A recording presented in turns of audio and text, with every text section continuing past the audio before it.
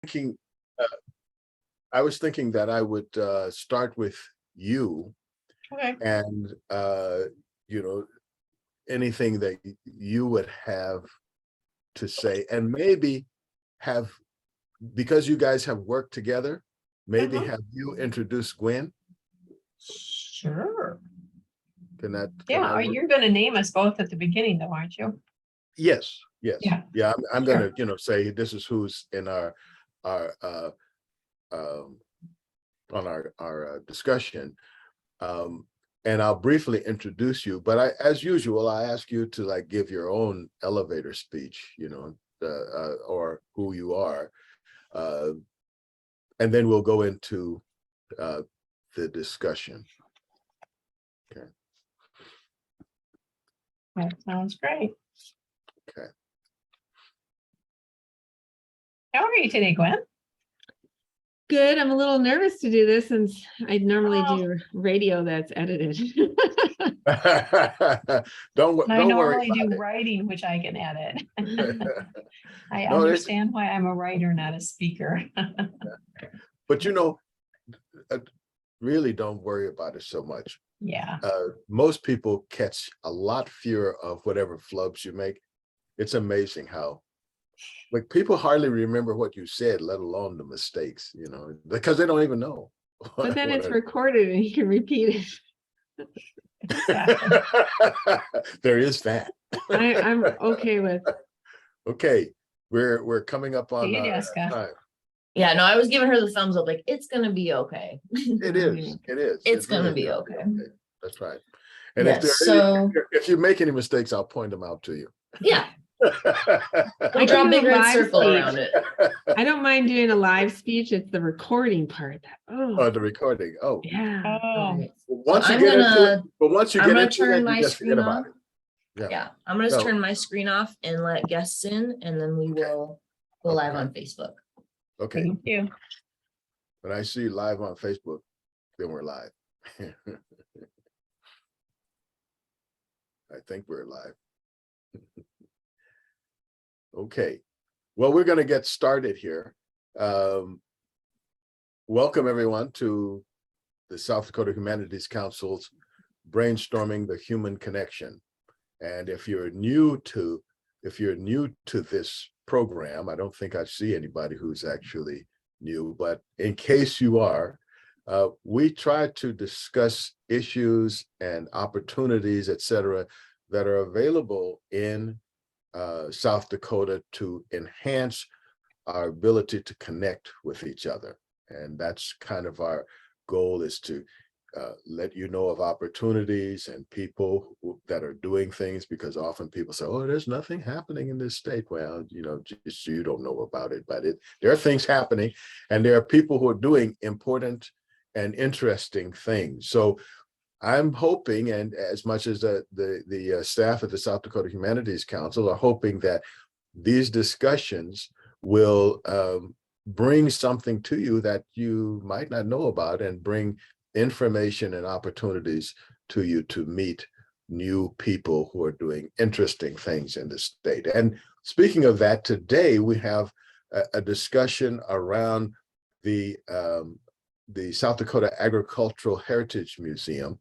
And they have a program right now that is called Crossroads to Changes in Rural America. That it's an exhibit, and it's a kind of a starting off point, a kickoff launching point for discussing how agriculture has played and continues to play, and probably will, into whatever future we have, play into enhancing the lives of our citizens in the state.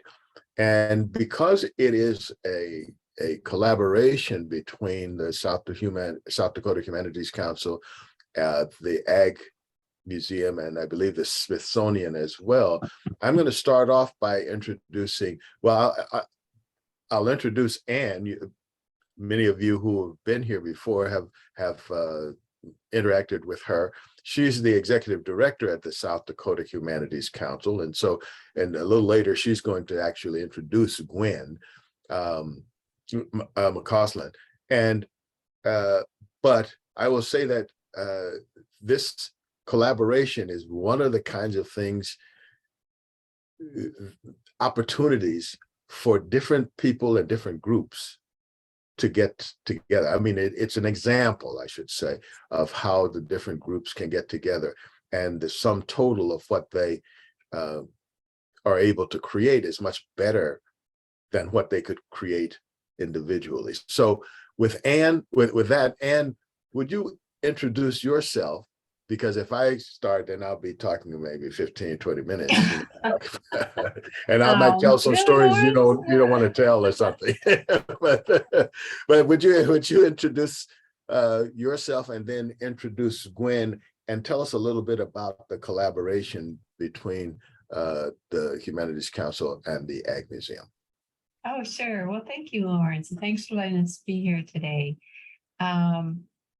We are going to talk about the Smithsonian Institute's Museum on Main Street program, and in particular the exhibition that we have that has opened in South Dakota is Crossroads: Change in Rural America.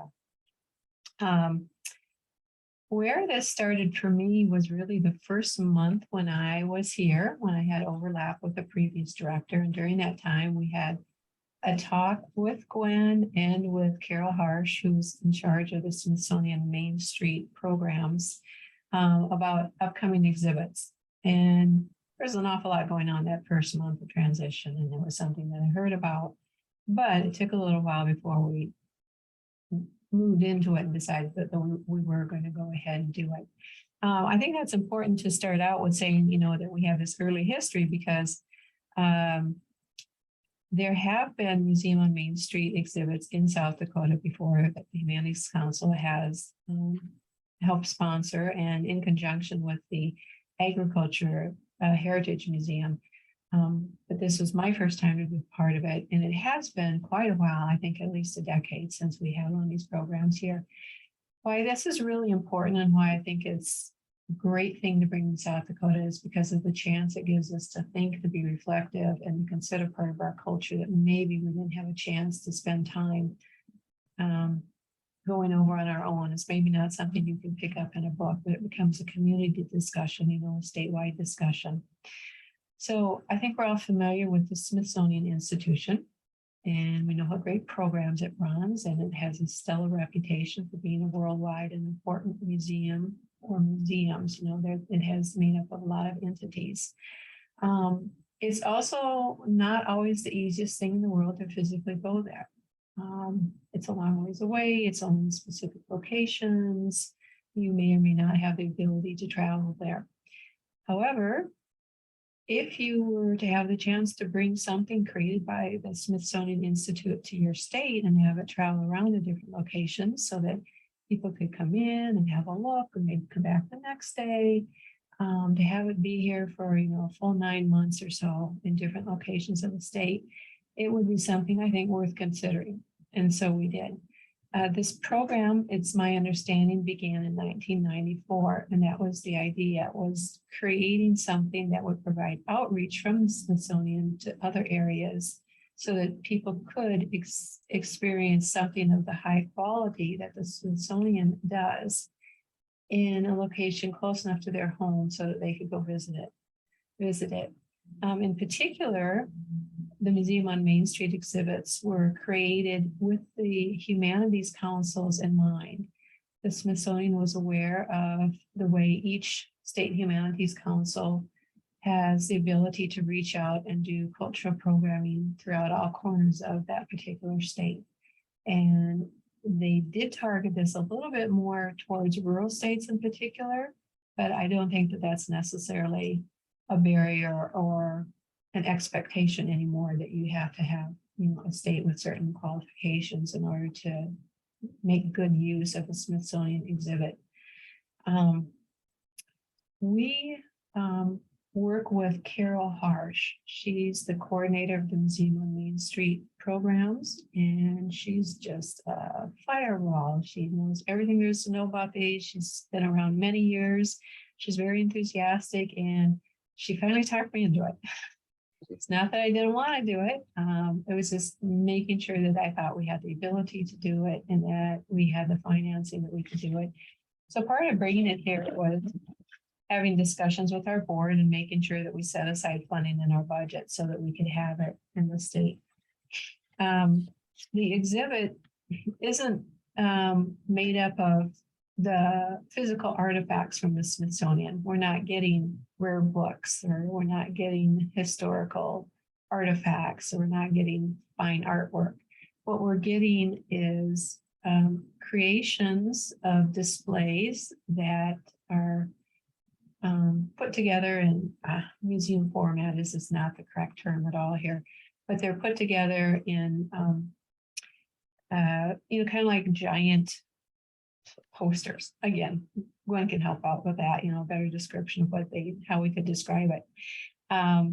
And so you sign up for and agree to have these exhibitions, with that are pre-created, brought to your state.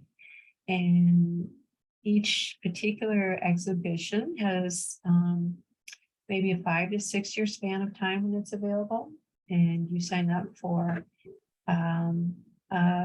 about 2 years ahead of when you want it. And then you do all the work that you have to behind the scenes to bring it to your state.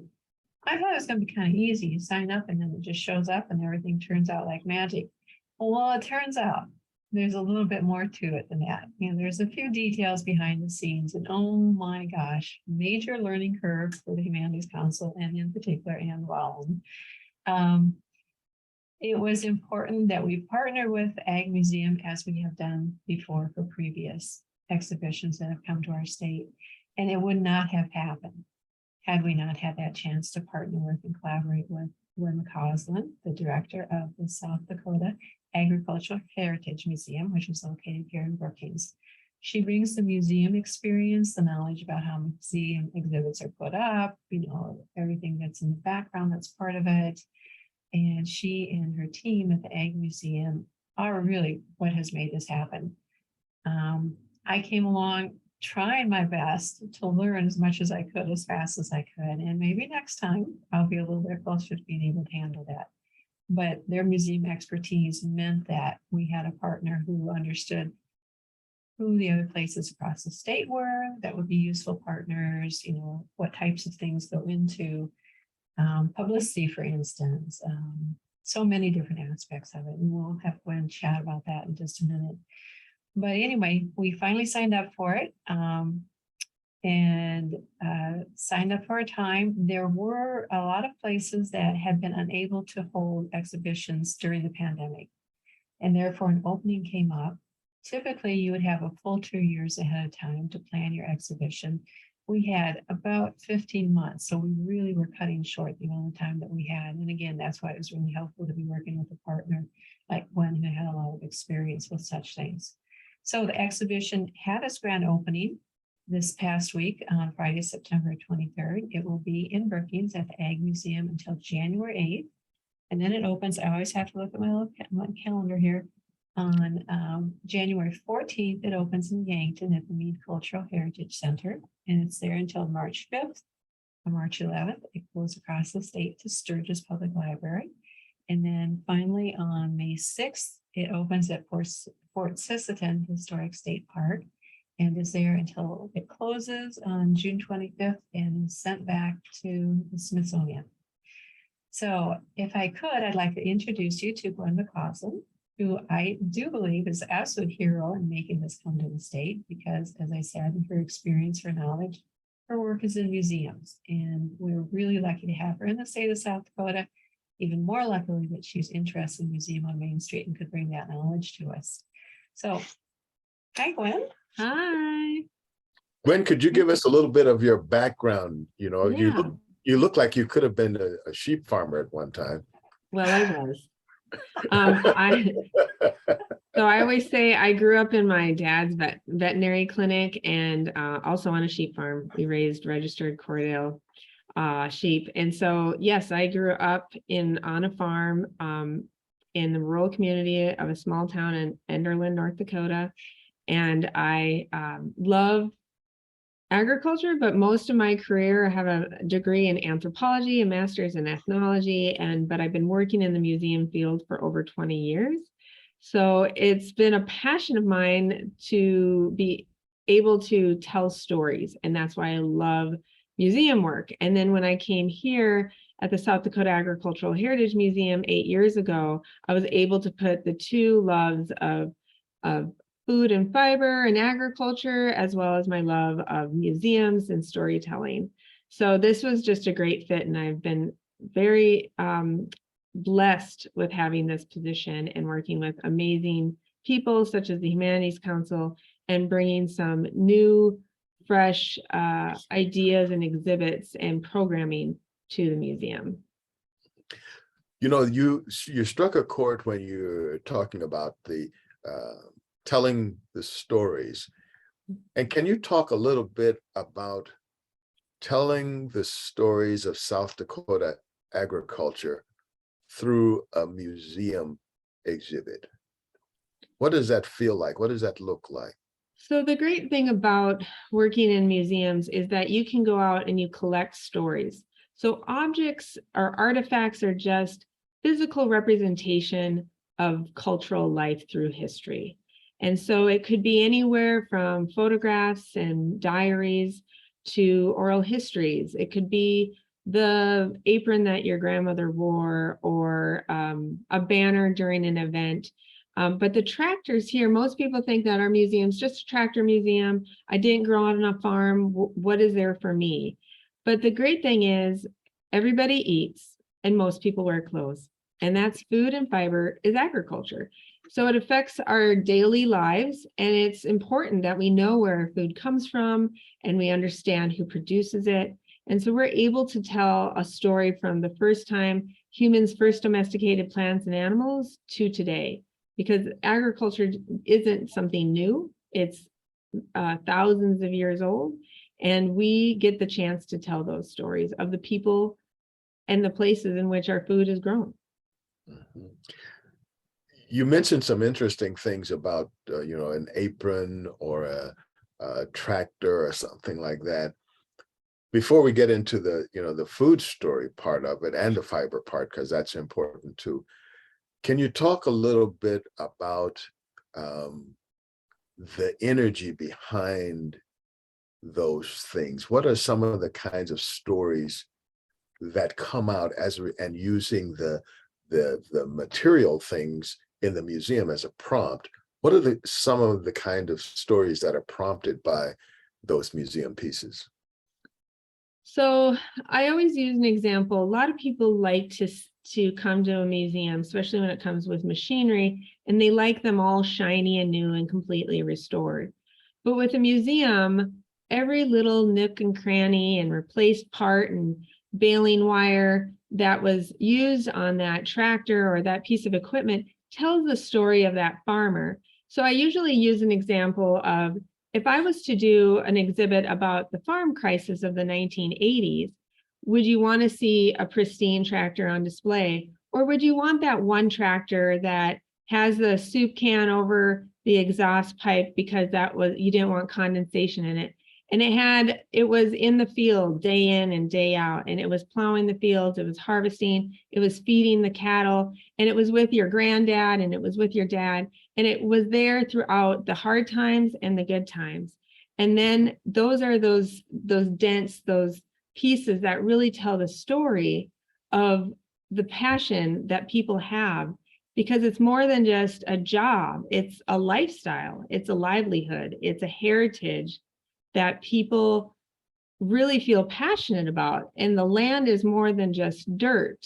It is something that you invest in your time, your blood, sweat, and tears, because you love to do it, because this is what you do. It's in your very fiber. And so that's what the stories we want to tell, that it's not just a piece of sculpture that you look at and you're like, oh, that's nice.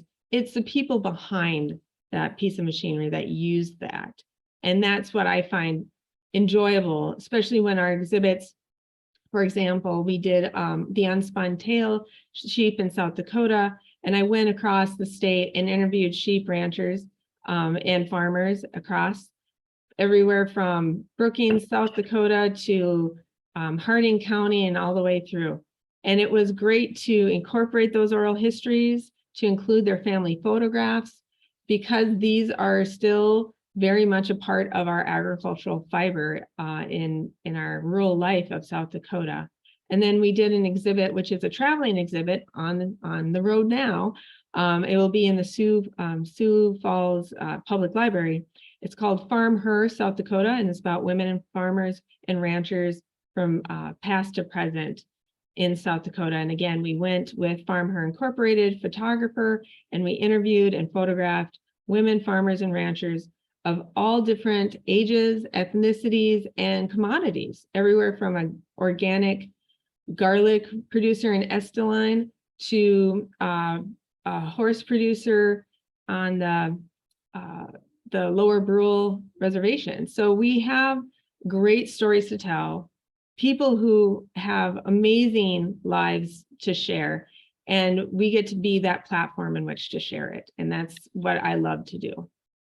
You know, you gave me a cue word that is barbed wire, and it made me think of a story that, maybe 4 or 5 years ago, that I read in a book about the development of information, and it pointed out that the first, let's say, telephone network was in South Dakota, because farmers discovered that they could attach the phones to the barbed wire and communicate with each other. And it was the first time that there was actually a telephone network of people who used the new fangled gadget, this telephone thing, to communicate. And what was just as interesting is that apparently it was used enough. And of course, it was no company, just people just said, hey, we could do this, we could do that. And there was no telephone company, but there was enough activity that there was a newspaper article that this book pointed to, that one of the pastors was complaining that the women were spending so much time on the telephone that they weren't getting work done. You know, why does that sound familiar? You know, and it was like the kids, and it was like one of those kind of, quintessential complaints. Oh, the kids are no longer obedient to their parents. They're on the telephone. Seems I've heard that somewhere before. Still a So, problem today. Yeah. But what's interesting is, one, that the museum, the Ag Museum, was the first place that I saw an exhibit, I don't know if you still have it, of all the different kinds of barbed wire. And so, Yeah. so that story in the book made that connection for me, that, oh, it wasn't just one kind of thing I had in mind.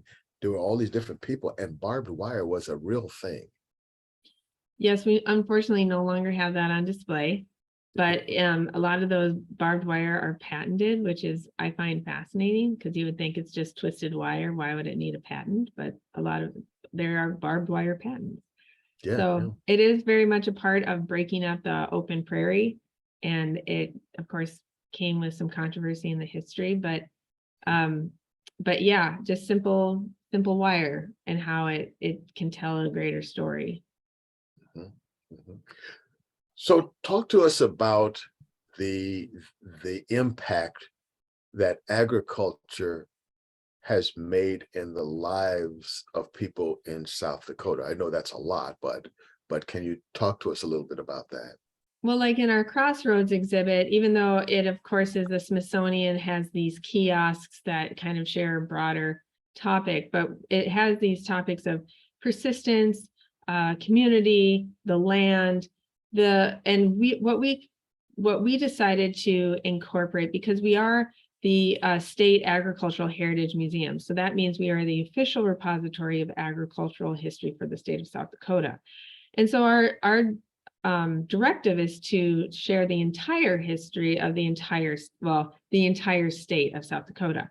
So we wanted to make sure that we were not imposing on these various locations that will be having this exhibit on display, telling their story. So we decided to showcase the Extension Service throughout its history, because of course That is statewide. It's still very much a part of rural life and agricultural industry. And so we wanted to showcase how that has also changed to fit the needs of people in communities, farmers, ranchers that live in rural communities across the state, and what they have done to help serve those individuals. To utilize the extension service is free, and it's very important when it comes to research. And the whole point of the extension service was to take the research that was being created and in the land grant colleges and universities out to the individual people to make it accessible and be able to help farmers to make decisions to improve their operation. We also have, they also developed experiment stations to showcase in the field, you could say, literally and sometimes figuratively, on how it works and how it can be applied to your own operation. So we decided to showcase then, like, everything from soil and range field days and what was research was being done, to how they communicated that through they went to fairs like Dakota Fest. They still do that today. They would have lectures, and they would bring people to the university, or they would bring the university to them.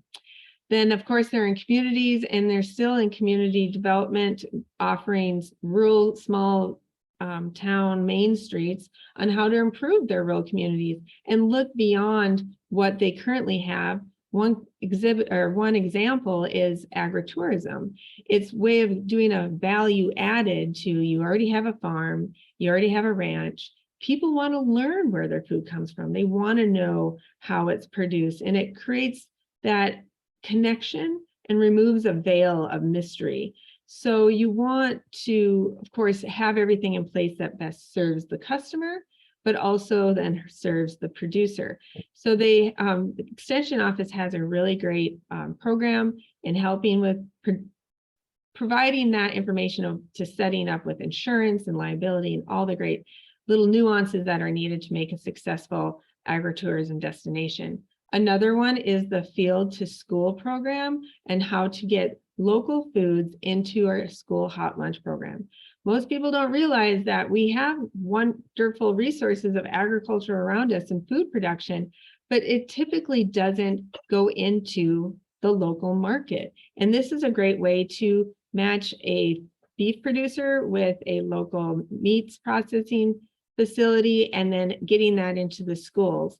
And of course, that can come with various challenges, but they are there to help make it a smoother transition. And they also do a lot of farmers markets, and they have a workbook that you can use to help set up your own farmers market, so that we can address various food deserts across the state. Because we do have great food production, it's now about getting it into people's homes and cupboards. Tell me about the organization that put that to, that's shepherding that. Are you guys doing that, or So this is through the Extension Service. Okay. So if you go on the SDSU extension, just Google SDSU Extension Service, you'll go to their website. And so let's say you want to learn about growing raspberries, you can, or chokecherries, you can download the latest research on the best way in which to grow them, what varieties you can use. They also have free information regarding how to address any kind of like the bird flu or any other kind of like pests or weed issues within fields. So they have all this research and knowledge that is free on their website. And also they have workshops across the state, as well as centers for, like I said, experiment stations. And then every county has an extension office. Most of them are offices for the 4-H program, which of course is a youth program that started out as corn clubs and canning clubs, and then they have evolved into a multidisciplinary project-based learning program for youth from the ages of 8 to 18. Mm-hmm. We want to get back to that and continue that discussion, but I want to open it up to our esteemed panel. do you guys have any questions or comments about the activities of the Ag Museum? We're going to also get into the relevance of agriculture a little bit more, but do you have any questions? Comments? Anybody? Well, I hope you'll be forming some and maybe jot some, jot some notes down. We'll come back to you in a few moments, but let's go back to making it relevant, telling the stories. You have a museum there, but I'm understanding that you also have an extended program. In other words, you're taking this out. How are you getting the message out? And tell us a little bit about the responses that you're experiencing as far as, or you expect, while you're getting the message out about the importance of agriculture in our state. Well, when I came about 8 years ago, we did various focus groups across the state to find out, well, what do people think about when they see an agriculture, or if they hear about an agricultural museum, or if have they ever been here, and what topics they wanted to see or discuss. And a lot of it for several years, they didn't have a director, and so it was very stagnant. So we decided to really take that feedback, and we created, well, the top two were, they wanted food and drink. They wanted information about that, as well as diversity. So, and we took diversity through everything from ethnicity, age, to commodities, like I did with Farm Her. And we wanted to showcase more than just, because we're often just being called the Tractor Museum, which is very important to agriculture, but there's a lot more to agriculture than just the tractor.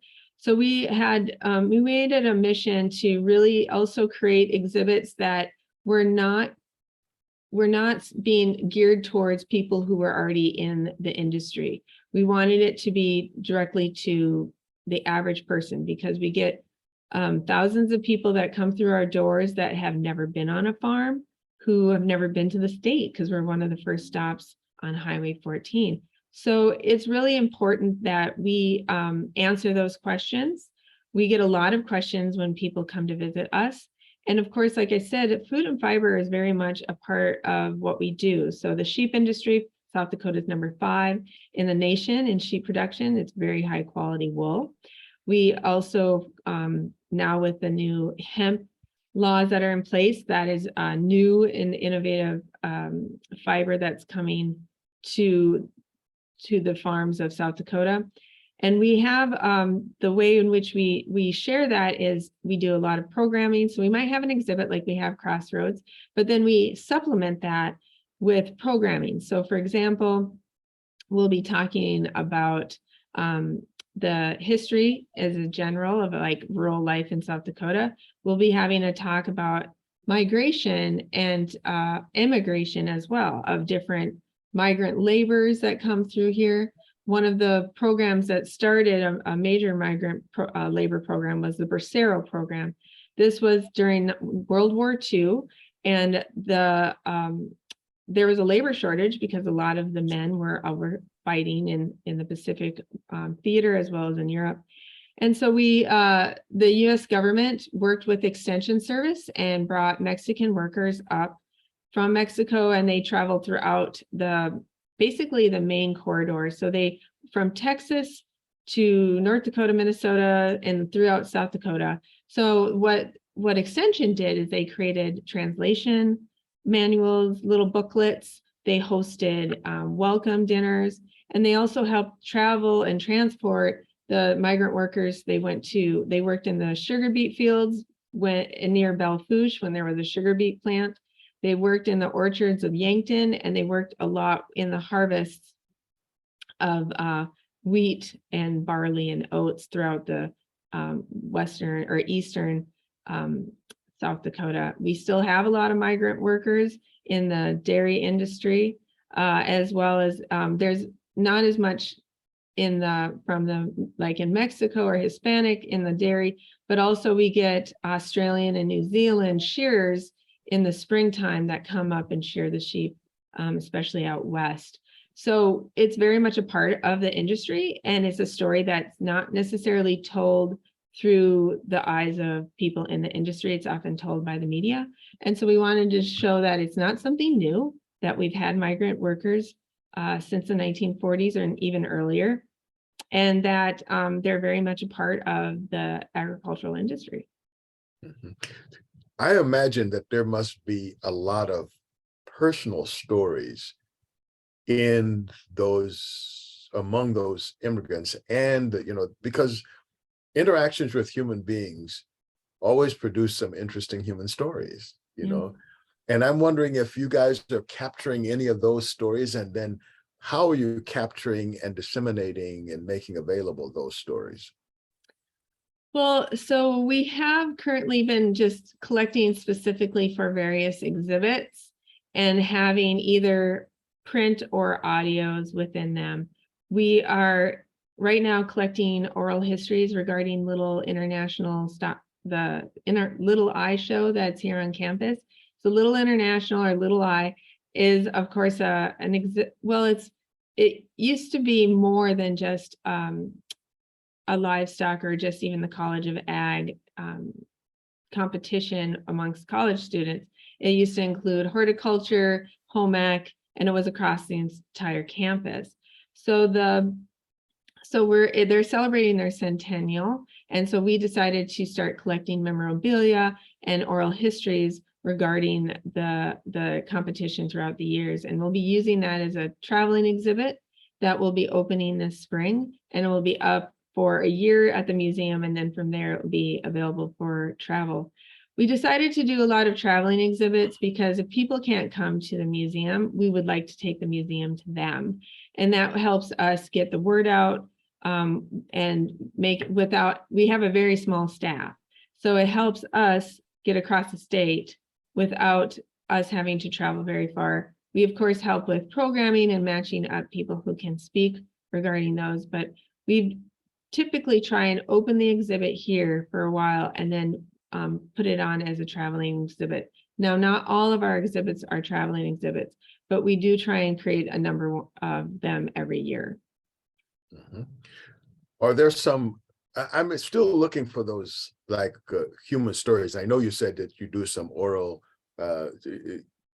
history things, but how are you making those available to the public? I mean, in terms of like the oral stuff and getting people to know those stories, because it seems like that's something that would like even jump out of the museum.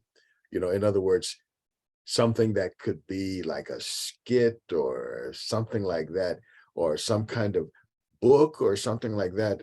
It just seems like there's some stories here that I want to hear. Well, like I said, we do include it in our exhibits where they push a button and they actually hear the stories, or it's written in quotes. And the challenge is how to get it to reach the most people and the most with giving it context. So we have taken some of the larger exhibits and put them online, but it's better to have the full exhibit to give it more context than just an oral clip, because I think like we interviewed some sheep farmers that talked about the Atlas blizzard, and it was really fascinating it was a devastating event, but some of them had these amazing stories of just the resilience of their livestock and absolute love for their animals. And I think a lot of people don't realize, like, when there's a drought, like right now, a dear friend of mine who we showcased in the farm, the drought was so bad, her pasture was so bad that she had to sell some of her cattle, and it just broke her heart. Those were her girls. They were part of her family. And then not being able to care for them the way she wanted and having to sell them was really just devastating. So I think having that understanding that the understanding too is that it's very much a community, and how people work together to brand cattle, families. But like, I think a lot of people out east don't realize too, that it's not just, that the farm is not just an entity. It's really, it's an enterprise for the whole family. It's like a family business. So even though their children might be students somewhere else and they move away from the farm, a lot of them come back every single year to help with branding, help with lambing, help with harvest. They, even once they're professionals, like I know of a sheep producer out in Harding County that her daughter worked in Washington, D.C., works in St. Louis, and her parents will tell her when lambing is going to happen. So she gets 2 weeks off of vacation to come back and to help with that. And so it's very much that inner working fabric of the community, where it spills out into whether it's a festival, or it's a county fair, or it's a church supper.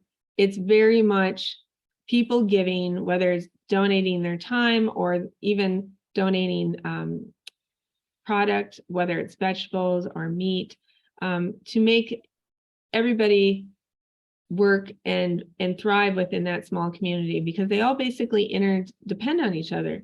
The bank, the implement dealer, the seed dealer, the cafes, they all, and car dealerships, and they all interdepend on each other. And especially as farms have gotten bigger and communities have gotten smaller, it's very much part of that necessity to support each other, because when one rises, they all rise. That is a very important point, I think, as you point out, that people need to be made more aware of. I want to, speaking of awareness, are there any other questions, or are there any questions that any of our other participants have of Gwen and the program that she's doing? Dun, dun, dun, dun, dun, dun, dun. Don't be shy. Okay, well, let's continue. And if anybody has Jace, were you opening your mic to say something? Yeah, Okay, go I ahead. feel kind of bad because I've not ever been to the museum there, and that's kind of why I'm listening in, so that I can get an idea of what's offered there. And I think it's wonderful. It's our culture here in South Dakota, and I'd like to know more about, some of those things. But I was curious, as not every museum has to have Native American influences, but as a Lakota person, I'm just curious, is there anything associated with the traditional foods or sustainability, or things associated with Native American populations in our state? Like, for example, the Mandan and Rickraw Hidatsa had ancient seeds and were corn planters, and is there anything associated with that there? So currently on display, I've been working for several years trying to find the best way in which to bring that platform. I'm originally from North Dakota, and the interesting thing is that the history of the three nations, of course, the Mandan and the Rickraw, they farmed all along and hunted all along the Missouri River. And then the Hidatsa, they came from the Devil's Lake area, which is in northeast corner of North Dakota. And then after the first smallpox that decimated their population, they moved with the Mandan to where they are now on the Knife River. And then the Arikara or Sahanish moved up towards North Dakota later in the 1800s. And so the biggest challenge is I don't want to be the one telling the story. I want to be the platform for telling that story, and having a connection for, they have now just been starting to build a new cultural center. I used to, when I lived in North Dakota, I did an exhibit about the early agriculture of the three affiliated tribes. And I knew an elder, and I just forgot her name, I apologize. And she told me, this was when corn was sacred. And she was one of the last master gardeners. And so I have been in contact with the former cultural center, who helped write the Farm Her. I included it in the Farm Her exhibit, where we bring it back to how women were part of, and have always been part of agriculture. It's not something new, have always been part of it. And that they were the ones who actually owned the gardens, and they were the ones who actually negotiated the trading of the food with the other women. And it was a matriarchal society. And so they, so I did have her involved in that part. And then of course, later on, when ranching became part of the Lakota and Dakota, they, that also shifted to include women, but later on. So I'm really open to anybody who's willing or wanting to tell that story, because I would be that platform to share their story, because of course that's not my background. And I want to not be telling somebody else's story through my eyes. I want it to be a story told through their own cultural lives, their worldview, not mine. So if you have any suggestions, I would be 100% open to it, and any connections that you can share, I'm open to that. Jace? I think I'm that's exciting because of the issue of sustainability, and it's kind of like coming around full circle now. We're all wanting to be good servants, I guess, of the earth, and we want to be careful of how we utilize our resources, and there could be some really wonderful stories regarding that for Native American populations in our state, South Dakota. And not just Mandan and Hidatsa, Rikara, but also the Lakota people and how they foraged and utilized berries and timsila and other traditional foods, and so there might be some younger people that are actually working in the field to reinstitute gardens on reservations and because there are several groups that are doing that. They would probably be the ones that could take the lead on that. Thunder Valley, for example, at Pine Ridge, and another organization on the Rosebud Reservation, young group of Is it young people. Redco? Thunder Valley and who? I think there's one, and is it Rosebud that it's like Redco or so there was a group that we got together at the local foods conference, and so we talked about what's happening on the reservations, as well as just within like Indian country of that sustainability and addressing food deserts, and how they're starting a food farmers markets, as well as including youth into that production of fruits and vegetables, and making sure that everyone has like proper fresh fruits, vegetables, proper nutrition, and getting it out to the greater population. So I think that would probably be the next step. Like currently we're working on a whole series of exhibits about soil.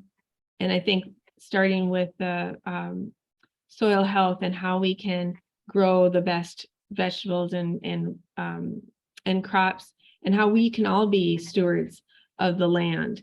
And I think that will lend towards greater discussions of current events and current programs and projects, and how people can support those, especially when it comes to youth, and having them involved and understanding the importance of growing foods and being stewards of the land. Right. another woman, Julie Garrow at Cheyenne River Sioux Tribe is working with a number of youth to have in beekeeping and gardening and foraging.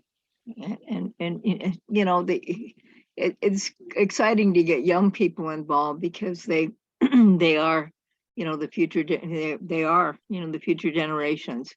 And I'm always excited when we encourage young people to be involved in activities which help us to be better human beings and to be better, like I said, stewards of the land and participants in their own future. Thank you. I appreciate Okay, your talk today. thank you And- for your input, Jace. Could One you of the things- also put in the chat the name that you said? Jason, if you could like put in the chat the contact. Sure. Okay, Thank Uh-huh. you. good. Yep.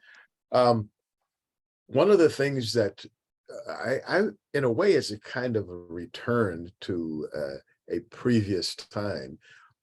I'm noticing that more farmers markets, an opportunity for people to sell their produce directly to their neighbors and hopefully to their schools, though the problem with the schools, because I used to be the president of the South Dakota Specialty Producers Association. Oh, And one of the things that we were trying to do was get that farm to school program started. This was a few mhm. years back.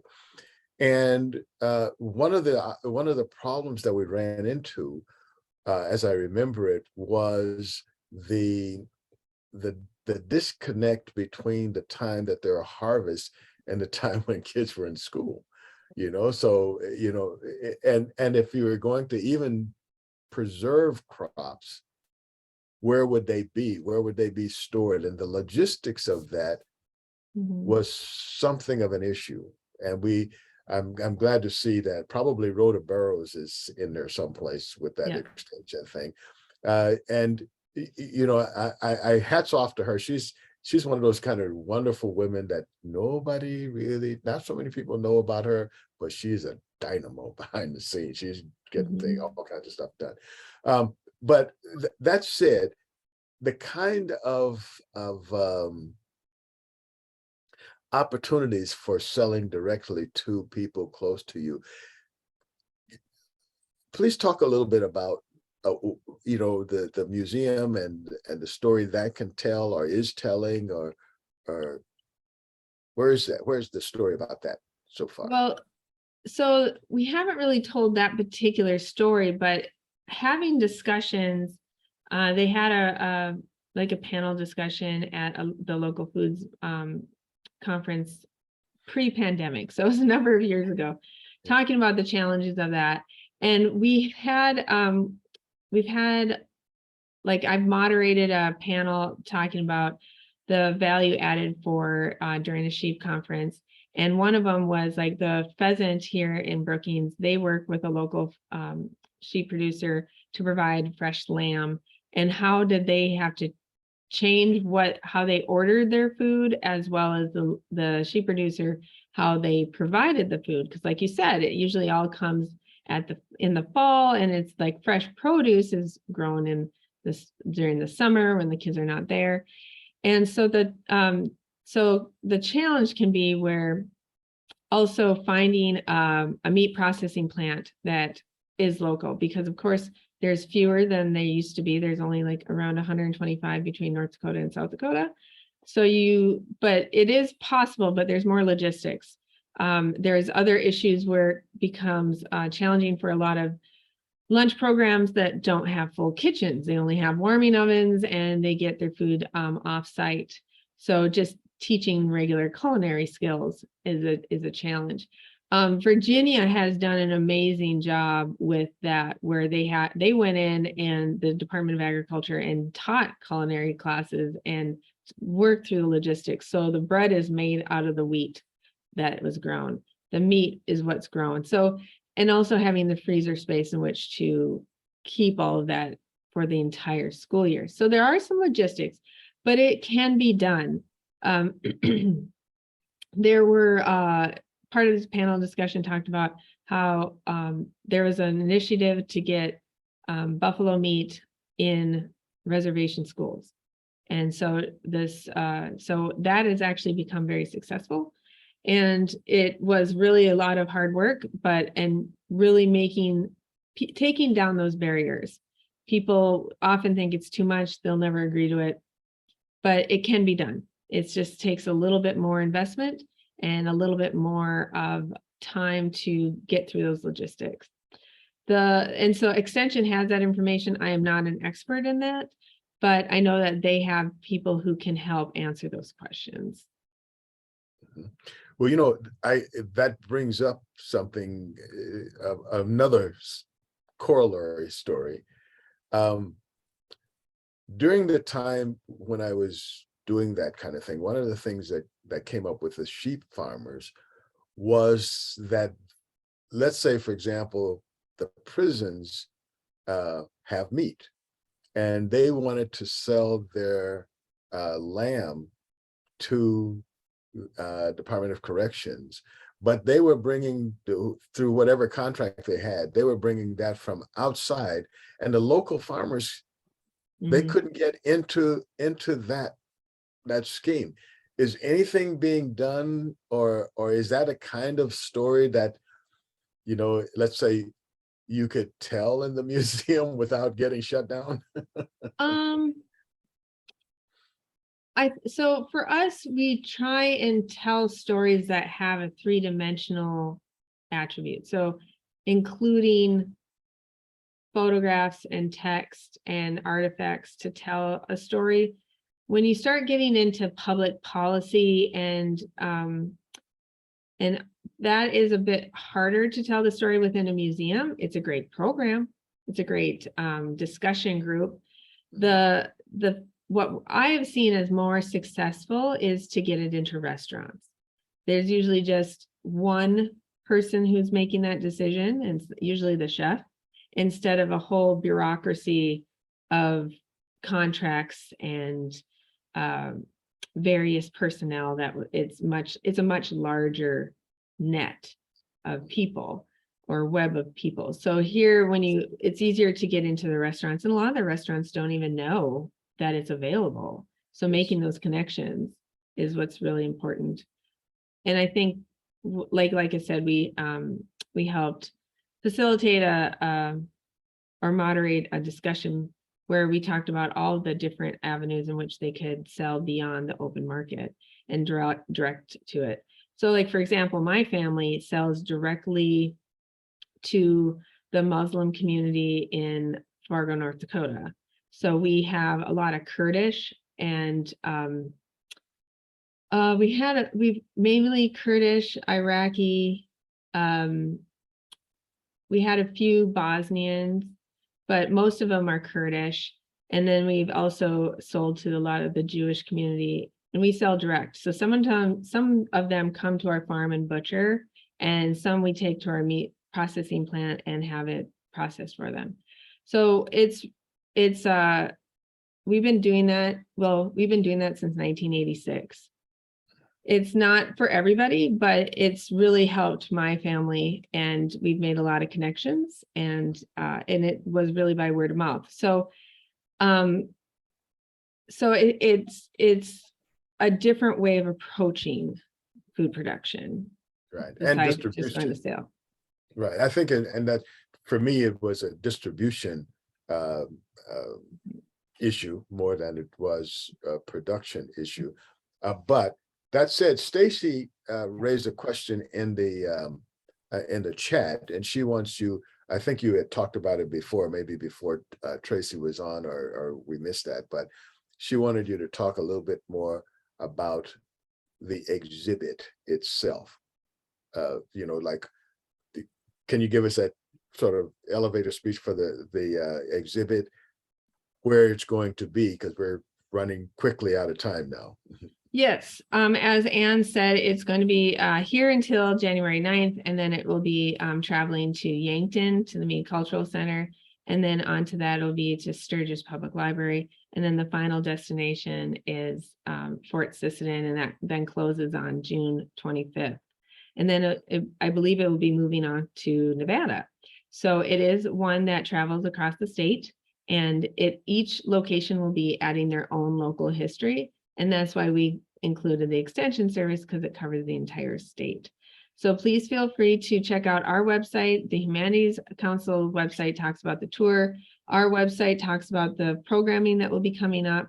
We have a lot of great speakers that will be discussing a wide range of topics. And so also follow our Facebook page, Twitter, and Instagram. And there is a link now in the chat. You guys should grab that link and any other links that are on there to what's happening with that exhibit. We're really running right up against the whitewater clock now, but I want to open up. Do you have any closing things, or Anne, do you have any closing things that you want to say? Well, I'd like to say, I think this is why doing a Museum on Main Street exhibition is important. It's because it allows us to put these exhibits in places where people can tell stories. The Humanities Council doesn't generate stories ourselves. We're not a story. But the Ag Museum, public libraries, other places across the state get the chance to have this become something that reflects what's going on, not only across the state and thinking about that, but what's going on in their particular area, and to build it up and to make it concrete so that we can hear what's happening to those people in that area. And I would piggyback on that, where this is a great way that, again, the Smithsonian comes to South Dakota, but we're hoping that it also pushes people to think outside the box and maybe have some discussions on their own community and how that fits in the greater story of the state. And that there has been a lot of changes from a digging stick along the Missouri River to precision ag, where we're using robots. So Yeah, it's a great story to tell. A little bit different. Yeah. Well, I want to thank you again, Gwen, for joining us today and bringing the story of the Ag Museum. And thank you, Anne, for helping to bring the Ag exhibit to South Dakota, and for joining us today in this very interesting discussion. It was interesting to me. I hope that the rest of you will join us next week, same time, same station, where we will continue brainstorming the human connection. Thank you. Bye. Thank you. Bye.